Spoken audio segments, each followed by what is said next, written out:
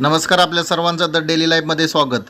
पालखी महामार्गावरील अतिक्रमणे मागच्या 4 दिवसापूर्वीच श्रीपूरमधील छत्रपती शिवाजी महाराजांच्या चौकापासून ते डॉक्टर बाबासाहेब आंबेडकर चौक या ठिकाणची भाटघर कॅनॉल लगतच्या बाजूची अतिक्रमणे काढण्यात आली।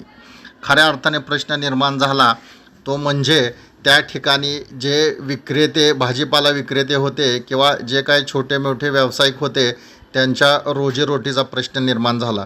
यावरती अनेक शंका कुशंका त्याचबरोबर वेगवेगळे प्रश्न या ठिकाणी निर्माण झाले आणि त्याच धर्तीवरती श्रीपूरमध्ये एक चांगलं या ठिकाणी प्रकल्प व्हावा या दृष्टीने म्हाळुंग श्रीपूर नगरपंचायतीचे भाजपाचे गटनेते राहुलप्पा रेडे पाटील आणि त्यांच्या सर्व सहकाऱ्यांनी सोलापूर जिल्ह्याचे पालकमंत्री जयाभाऊ गोरेसाहेब यांच्या निधीमधून याच ठिकाणी सुशोभीकरणासाठी 1 कोटीचा निधी आणलेला आहे आणि त्या संदर्भातल्या हालचाली सुरू झालेल्या आहेत।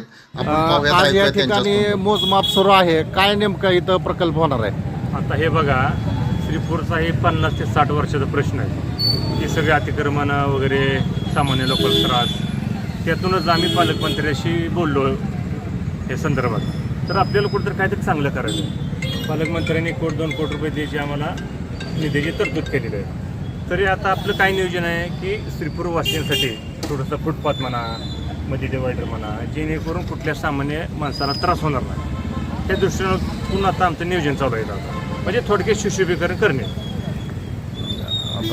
इथं अतिक्रमण काढल्यानंतर काय राजकीय प्रश्न विचारले गेले की इथं जे भाजीपाला गोरगरीब धारक आहेत त्यांच्या ह्याच्यावरती किंवा त्यांच्या पुनर्वसनाचं काय, तर त्याचं काय नियोजन आहे? आता हे बघा, आपलं नंतर 15 गुंठ खास भाजी मंडईसाठी आहे, पण काय थोडंसं नियोजन अभाव ते जरा म्हणजे बाजूला बसते तर ते सुद्धा आपण थोडंसं गाळे ओपन केले ते आणि त्यालासुद्धा आपण थोडा निधी टाकून कसं व्यवस्थित करता येईल ते सुद्धा आपण बघू। साधारण किती दिवस लागतील हे सगळं व्हायला, म्हणजे काय प्रोसेसमध्ये राहिली आता थोडंसं पालखीमुळे जरा थोडं मागं पुढं होईल।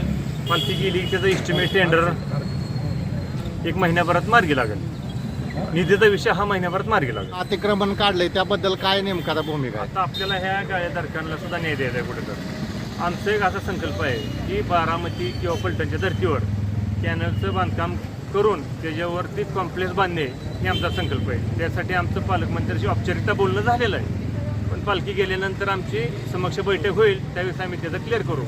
कुठून कुठपर्यंत हे नियोजन आहे? आपल्या महाराजांच्या पुतळ्यापासून ते बाबासाहेबांच्या पुतळ्यापर्यंत एवढं आमचं नियोजन आहे।